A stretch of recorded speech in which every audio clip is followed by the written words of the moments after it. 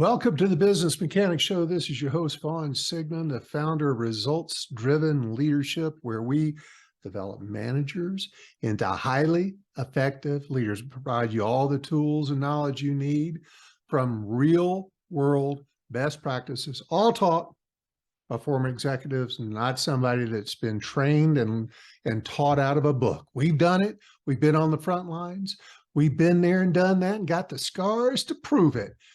All of our training and coaching programs come from real world firsthand experience.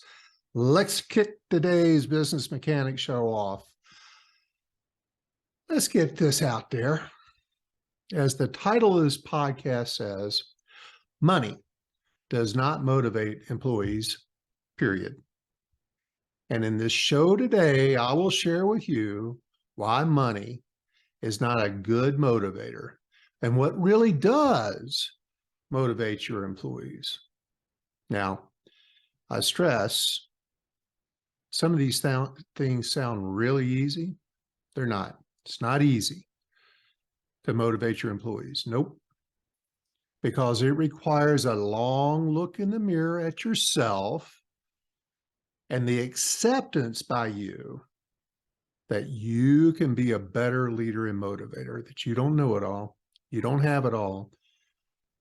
And you've got to accept that it's you that has to change in order to motivate your team. You have to stop accepting the excuses you've been feeding yourself and your boss. And you have to commit to personal development with the approaches I share with you today.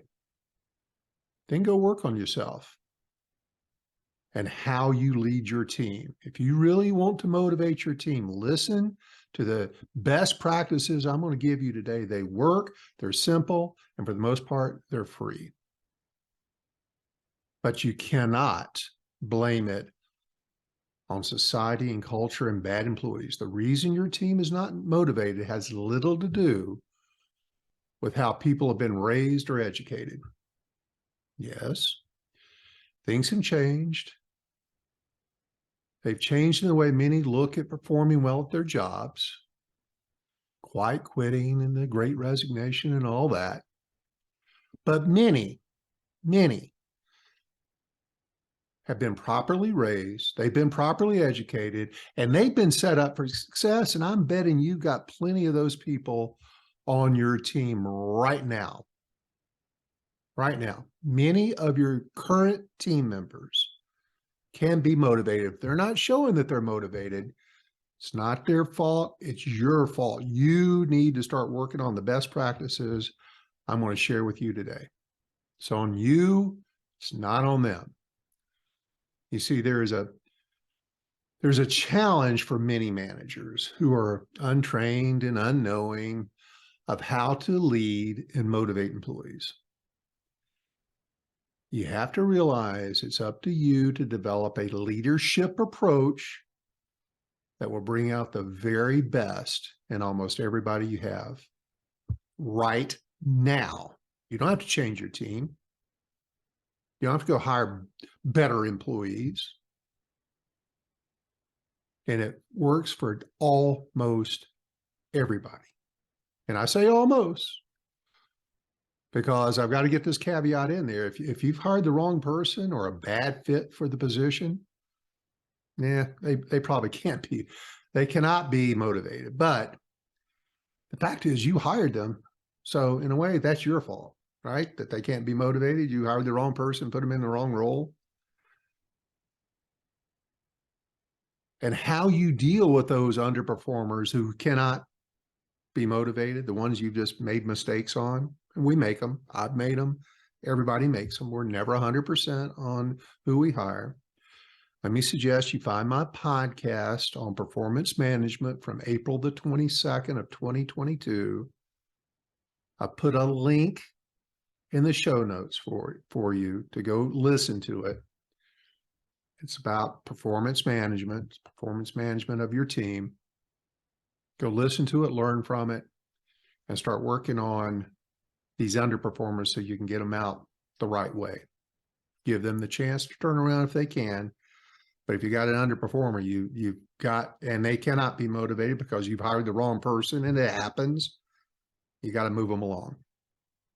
So back to motivating your employees. There's no quick fix. There's no silver bullet. There is no hack or shortcut to this topic. And in fact, that's what motivates me to have this podcast today, because many employers, many managers think, well, if I just give them a raise or I give them a bonus, that's going to motivate them. They're going to do a better job because I'm paying them better. Well, I'm going to share some statistics with you in a few minutes that tell you you're not right about that. You're wrong. See, what motivates employees is a commitment from you to pick up on the steps I'm going to lay down for you today, and one by one adopt them, practice them, put them to work for you. But understand it requires a change. It requires a change, and change is difficult for many. And the primary change is going to be in a mindset.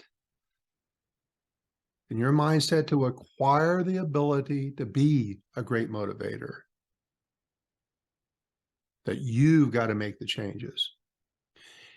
And let me assure you, it is my true belief that everybody listening to this show today can be a great motivator. It does not require some special personality.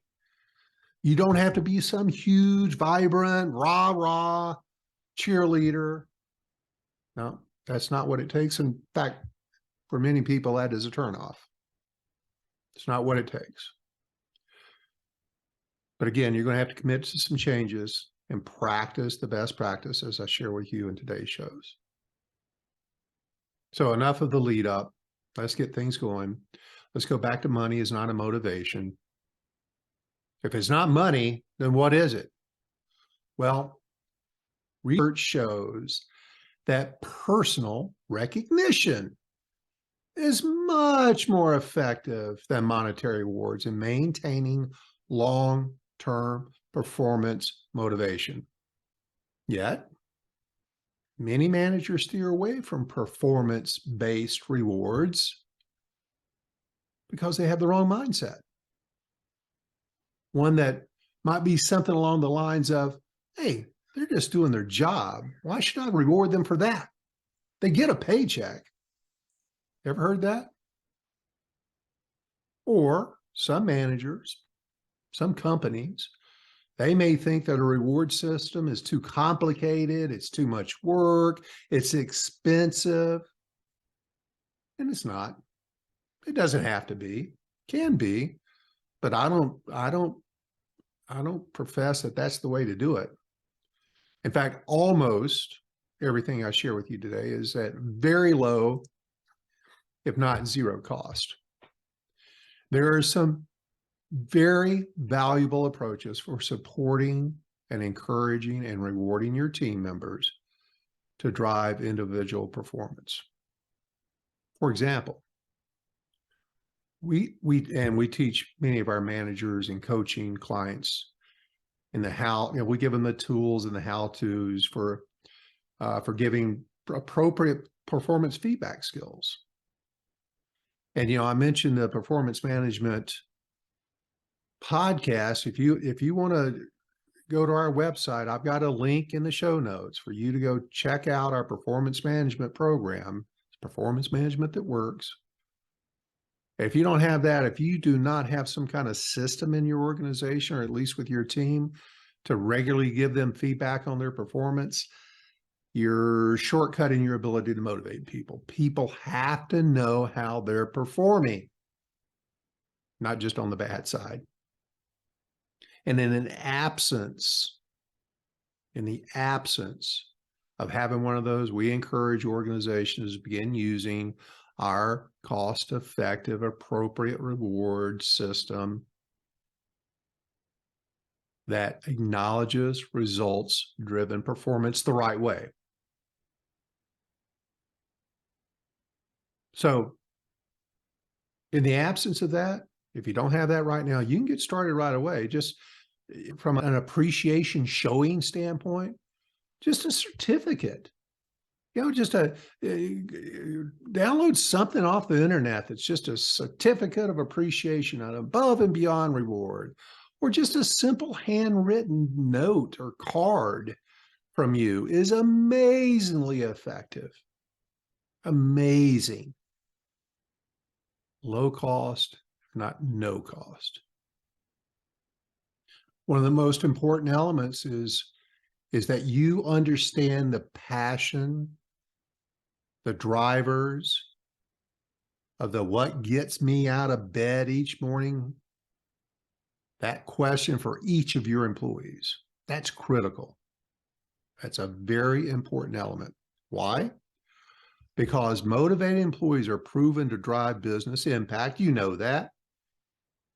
And motivated employees, organizations with motivated employees experience lower turnover, lower absenteeism, stronger business outcomes. And study after study shows that's measured by sales and profit. That's good stuff. Why would you not want to be able to contribute that?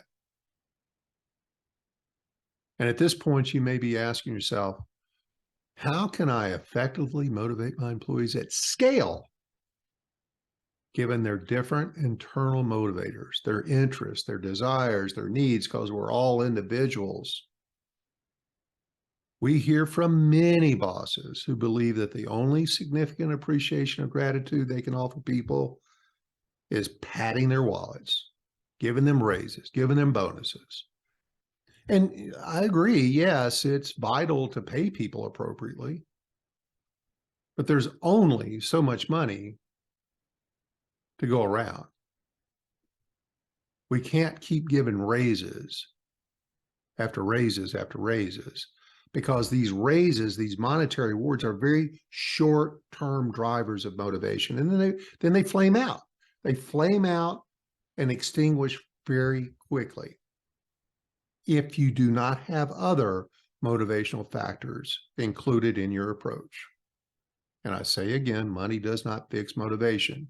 It's you, their manager, is what creates a sustained long-term desire for them to do a good job for you. And that means you have to show gratitude. Now, you may say, I'm patting them on the back. I'm thanking, well, if you're doing that and your team is really not highly motivated, you may either be doing it inappropriately, not frequently enough, or in the wrong way, because it's got to be meaningful. The gratitude that you may believe you're showing right now may not be sufficient in the minds of your employees, because it's not what you think. It's not what you want. It's not what you think they want or what you think they need in appreciation. It's what they want. And if you don't know that, you need to get to know them better. You need to make that connection. You need to understand what gets them out of bed to come and do a good job for you each day. In the absence of that knowledge, you're just spraying and praying.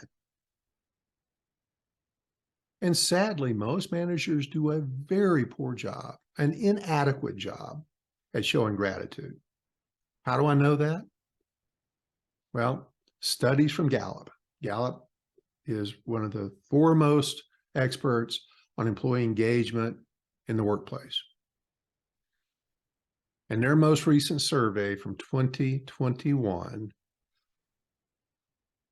and this goes back for years, so it's not the pandemic stuff, that only 1 in 3 employees surveyed out of millions felt that they were well recognized the last time they went the extra mile for their boss. And only, and I mean a mere 25% of these millions, and these are across all industries, across all age groups,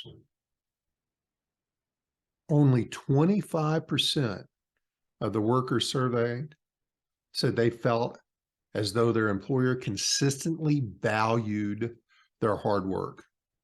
And frighteningly, that's a drop of 16 percentage points over the previous year. And this is in a world that employees need all the appreciation they can get. And unfortunately, managers are getting worse at it. And it's as simple as just showing gratitude. And again, I know it's not always easy because however long you've been managing, you've got a routine, you've got a style. And in order to motivate your team, you're going to have to alter your style if your team isn't motivated. And let's face it, you're listening to this show today because you want to do a better job at motivating your team. I'm not saying you're horrible. Some of you may be. But you are already interested in improving your ability to motivate your team. And you're listening to this show. So you know you can do a better job. And for some reason, many managers feel uncomfortable about praising their employees, but it's easy for them to criticize them. So let me give you a mindset. Your mindset must be having an attitude of gratitude. See, I rhymed today. An attitude of gratitude. And verbal praise, so this is just verbal. Verbal praise doesn't have to be elaborate. It just needs to be specific. And I'm going to give you right now 3 tips for praising employees. Always use the person's first name. Include some details about whatever notable behavior or achievement or action that they took that you're appreciating. Spell out why it was important to your company. And deliver that praise promptly, no later than the next day. The sooner you can get that praise to them, to the event of which they created the motivation for you to praise them, the better. And again, every employee is different, so managers should consider the individual when deciding how to show appreciation. And some people do not like public recognition. Some will only want that recognition privately. Some, on the other hand, like on the DISC survey, if they're a high D or a high I, they want it in public.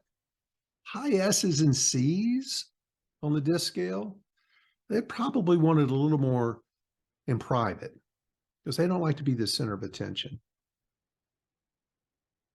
That's just an example. There's many others as you get to know them.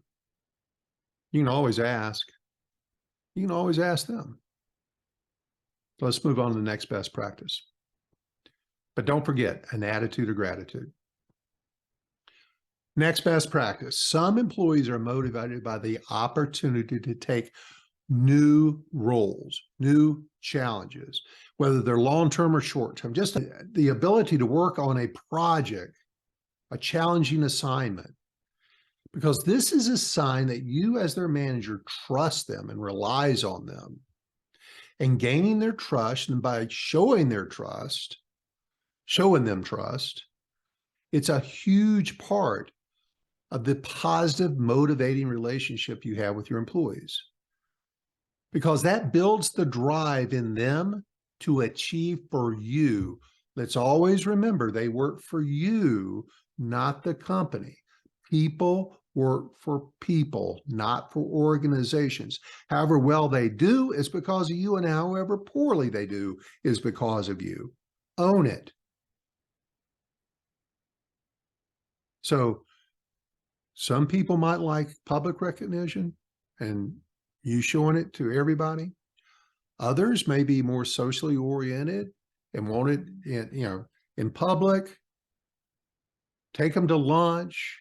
They might want to celebrate a win with all their employees, their coworkers. And it's also very good to back up whatever words of gratitude you share with gestures. And it is simple stuff, flexibility in their schedule, or listen, talk about a career path to promotion. That is one I used extensively in my corporate career to a high level of results. I promoted a lot of people in my career. I wanted to recognize them, and I knew to motivate them, to keep them driving hard, that there had to be some personal achievement for them, the win for them, where they were going to go if they put this extra work. What was in it for them? Underlying all that was it was as much for them as it was for me, because I knew if they were driven to take on these extra roles, take on this training, take on assignments, I was benefiting too. And because they were so motivated, our results were amazing. Now, there was one time, one year, it was many years, I shouldn't say that, but my team was recognized out of, I had 8 peers in my position, but my team, the team I was responsible for, and they were amazing, they achieved 40% out of 8, 40% of the entire company's profit. They were amazing. And I believe that because we had an attitude of gratitude and we were looking everywhere we could to put people on a path to improvement, that was a big part of it. But always remember that employees are people first. And if we treat them as just workers, cogs in the wheel, they're going to feel devalued and undermotivated. And it doesn't have to be anything grand. They don't have to have, doubled their sales goal or doubled their productivity goal. If they just have a good sense of humor and they keep the meetings lively and everybody appreciates their comments on things, reward them for that.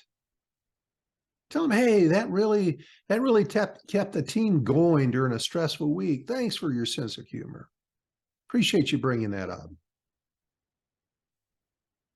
And as I was preparing for this show today, I thought I'd offer these thought provokers for you, because many managers who haven't been provided this knowledge may not understand what some of the things outside of just doing their job they might be wanting to look for to recognize and reward people. So I'm going to give you a minute. You might want to pause the show, grab something to write on. So I'm going to give you a list of things that you can think about. Just be looking for these. And where you can, use those 3 tips that I shared with you. And you can then start showing your gratitude for them. So professionalism, number 1, professionalism. Someone that's polite, well-spoken, calm in a stressful situation. They're respectful of their peers, customers. Number 2, work ethic. They're a hard worker. They have a set of values centered on the importance of doing work and are reflected especially in a desire or determination to work hard. They do what it takes to get the job done, and they do the job right. And let me tell you, one of the best ways to demotivate an employee who happens to be displaying this work ethic, don't tell them how much more they contribute than others on the team. Don't tell them, and you'll demotivate the hell out of them, because these people, these high work ethic people, they know they're doing it. but they don't know that you are recognizing and you know it. So you have to tell them you know it and show your appreciation for it. Number 3, someone who's results focused. Someone who assumes a high level of accountability to achieve results. They have an attention to detail. They exhibit a results-focused mindset that consistently raises the bar on performance expectations. They're always looking to achieve more. They contribute and seek methods. They're bringing up great ideas and approaches to improve processes and the ability to execute better for the organization. Number 4, honesty and integrity. Someone who tells the truth about tricky subjects such as workload, work-life balance. There's somebody, and I always have one of these people for all the decades I manage people. I always have one of these people that when I might be doing something inappropriate or I was missing something going on in the real world, that they come to me and they be real honest with me. And they say, hey, Lon, you know, this is going on. You know, you did this. You know, you pissed this person off. And often I was oblivious to it. And had this person not be honest with me, I would have just lived with that screw up and the consequences of whatever I did or didn't do. But these folks are also honest with difficult customers. They're honest and show integrity with their colleagues. These people with a high level of honesty and integrity, which may seem like a basic, but it's people who show the real courageousness of honesty and integrity. That makes for a very good employee. Someone who shows analysis and decision-making skills, problem-solving abilities. This is number 6, by the way. Employees who work on something until it's solved or complete. They bring about their best efforts to solve problems independently. They show aggressive behaviors in solving problems. Number 7, someone who's ambitious.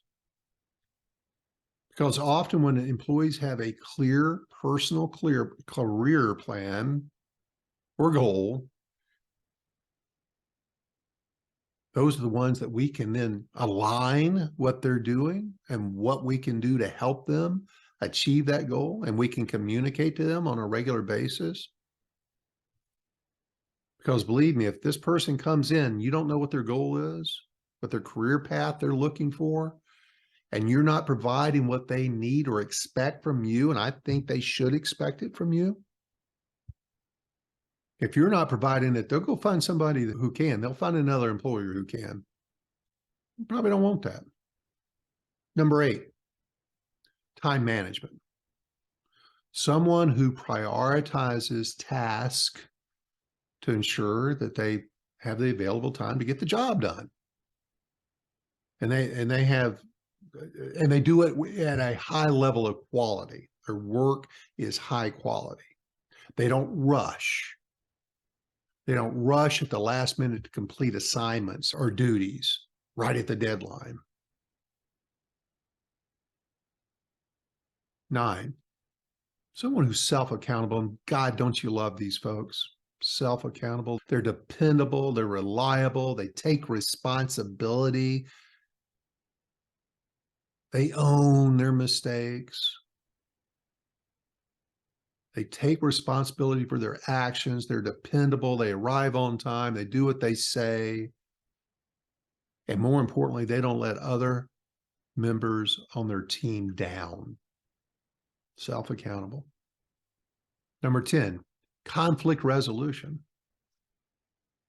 Someone who can resolve conflict maturely. It's your peacemaker on the team. That's the leader below you who can step up and quell disagreements rather than avoid them. They maintain respect, and they don't place blame on people. They don't just acquiesce to keep the peace.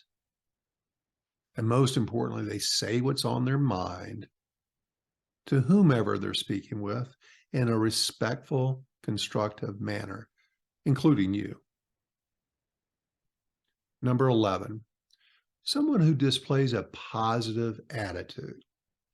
Someone who brings a positive attitude to work and positively impacts those around them, well, they improve the energy of the entire team. Someone who has good emotional intelligence, EQ, well, they're always about being mindful of their own state of emotion and how their own emotions might affect their team. Or they're keyed into the emotions of the team, and they may come to you and say, hey, they're having a tough day out there. You might want to do something. That's a really important member of your team. Number 12, someone with good communication skills. Someone who conveys in a manner that is clear, persuasive, sincere. And they make sure others are informed. They use the proper form of effective communication. They know when to go talk to someone versus Slack someone or email someone. Someone who has strong customer service skills. Number 13. They make both internal customers and external customers and a high level of customer service to them an integral part of how they approach their days. And they anticipate and resolve solving customer issues. And they work hard and display all the right behaviors so that your customers have a really good, it's enhancing the total customer experience. Number 14, teamwork. Teamwork. They have the ability to work with other people by fostering good relationships in a professional way. And they're an important part of helping the team achieve goals.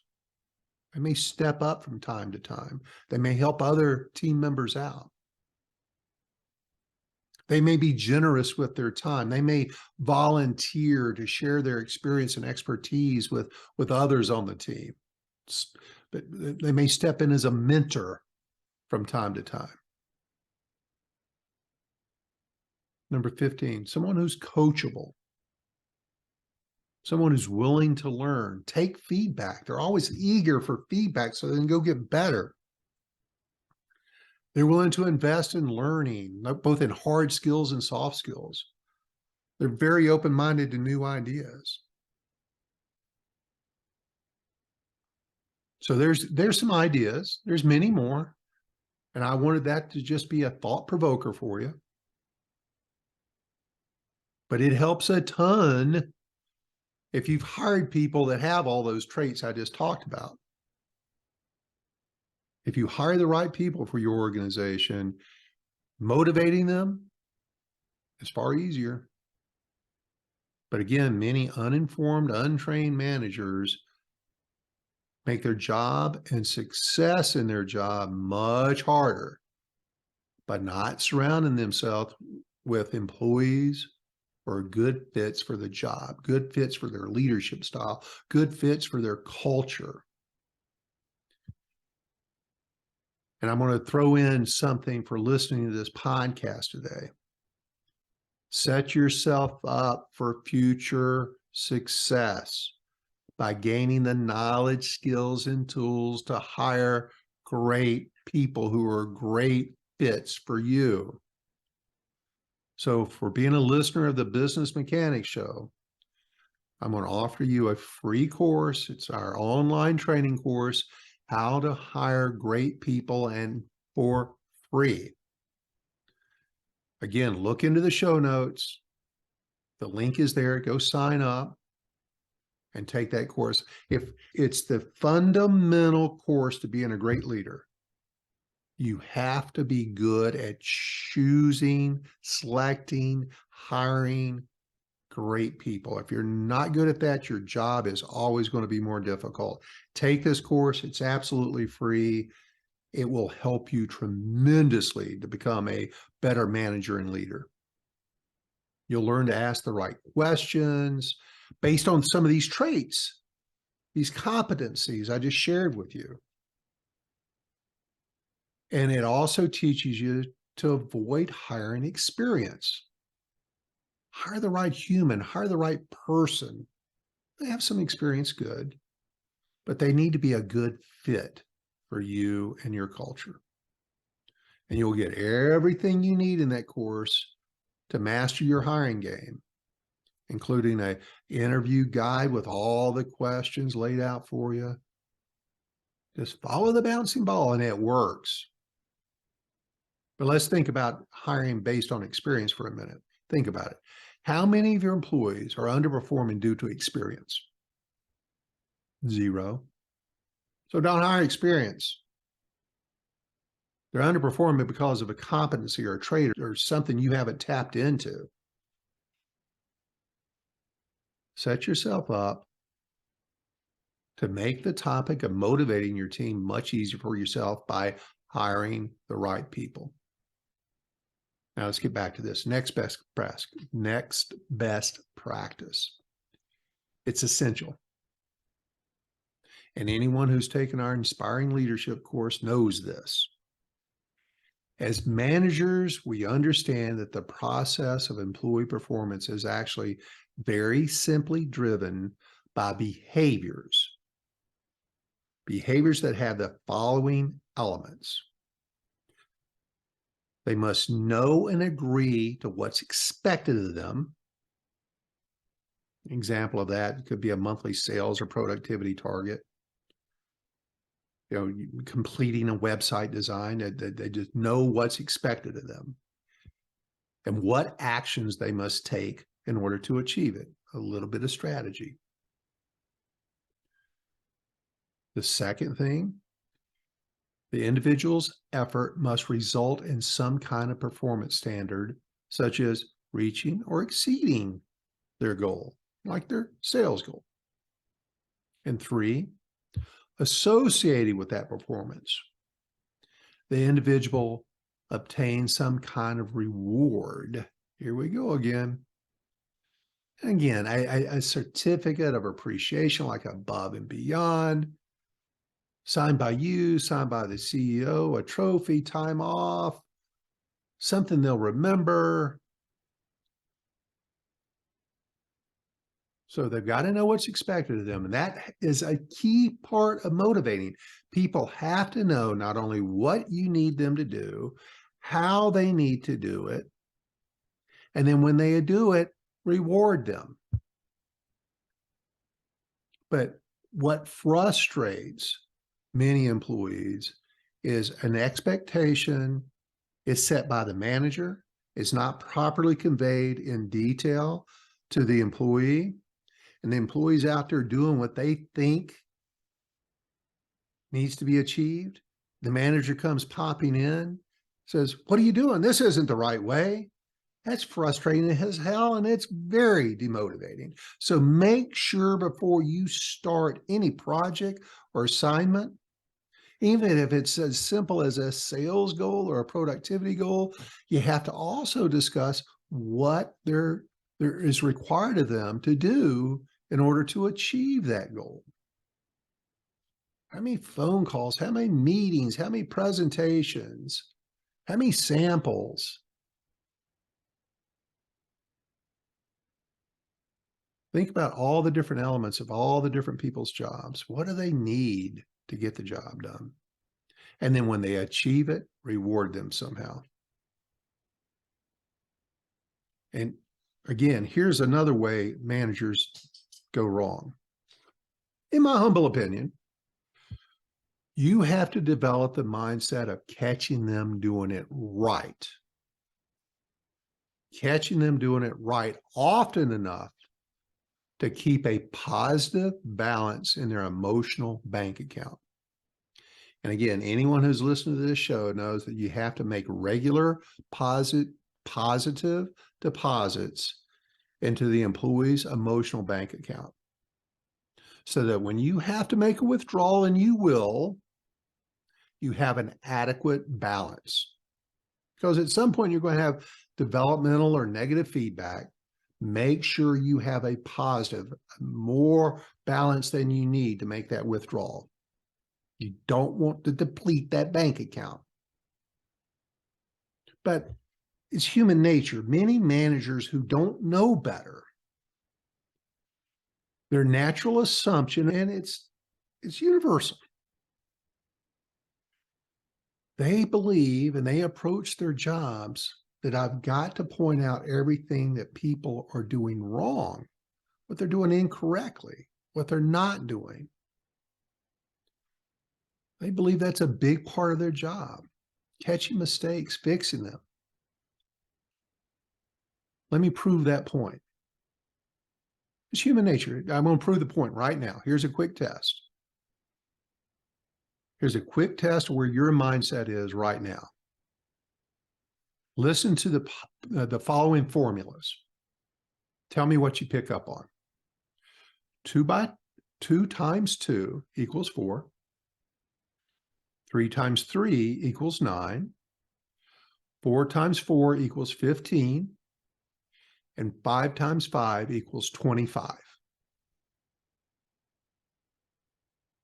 And if you heard that the third one was incorrect right away, well, you're right.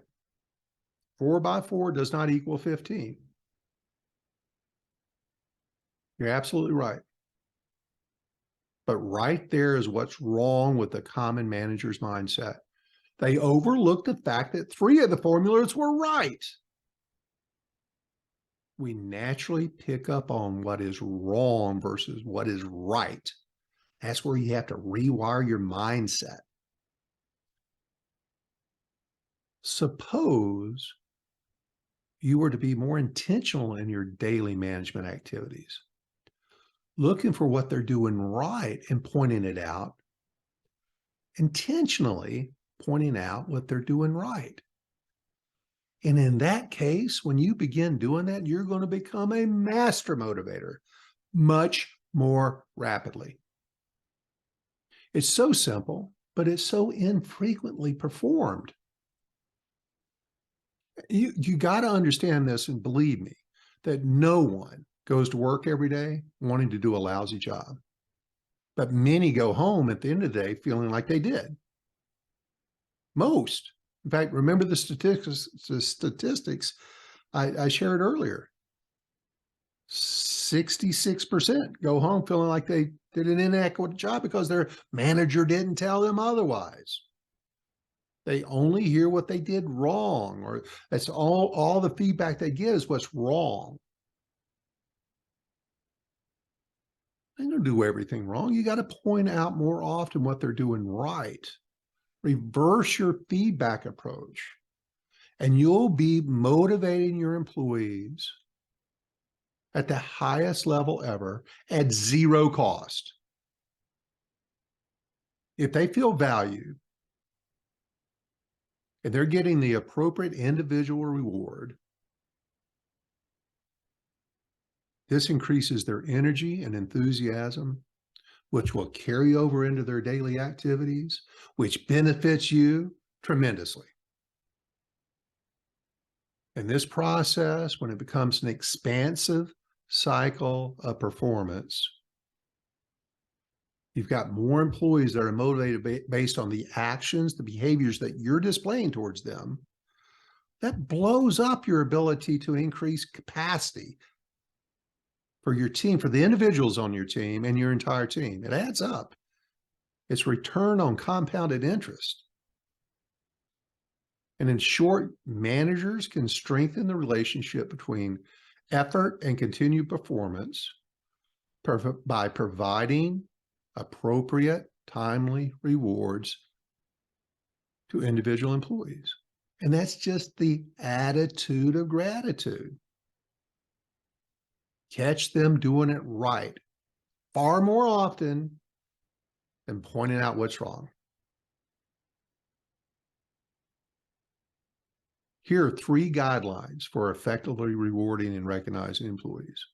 But make sure you match the reward to the person, match the reward to the achievement, be timely and specific. You could buy lunch for the person or 3 or 4 people who did a great job. You can purchase tickets to a movie that you've heard they want to see. This one goes a long way. Just write a personal thank you note to them for their effort. Call the person into your office and just offer them praise for a job well done.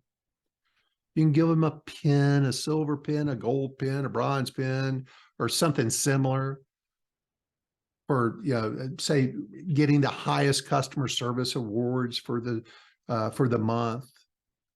You can rent a sports car for the employee to drive for a weekend. I got that once. It was really cool. Give employees their birthday off with pay. Give them event tickets. Surprise them with it. Just spontaneously do something nice for somebody. And if you have a good relationship with your team, you'll know what event or what reward will be important to them. Is it a crafting event? Is it a beer tasting event? Is it a food event? Is it a music event? If you know what their hobbies and interests are, and you should, then do something nice. It's going to cost you a little money, but so what? Think about all the rewards you'll get out of it. And lastly, it is so, and I see this so often, once you become a manager, you lose sight very quickly of the impact and importance you play on your employees' lives, the influence you have. It's easy to do. I've been guilty of this, of losing sight of this, but you are very influential in their lives and their attitudes. And believe me, almost every time you pay one of your employees a compliment on the job, on doing a job well done, or show appreciation for them, they cannot wait to share that with a spouse, a significant other, a parent, a friend. It's happened to you. You know that motivated the hell out of you, that comment, that positive feedback, however infrequently or frequently it may have come. You couldn't wait to share that with somebody that was important to you. As a motivator, you are your own secret weapon.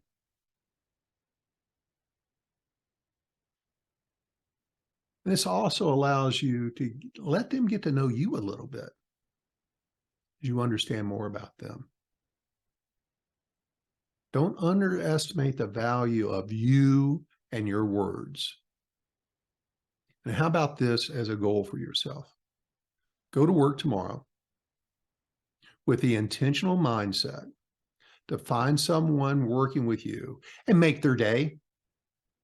Give them a reason to go home and tell their friend, their father, their parents, their significant other, the compliments you paid them. Go make their day.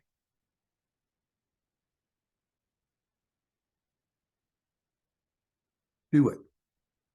You'll be glad you did. Moving on, I just want to, there's an experience I had with John Ball, who's a service training manager for American Honda Motors. And I think he best summed it up with how he motivates his team. It's his tip sheet, if you will.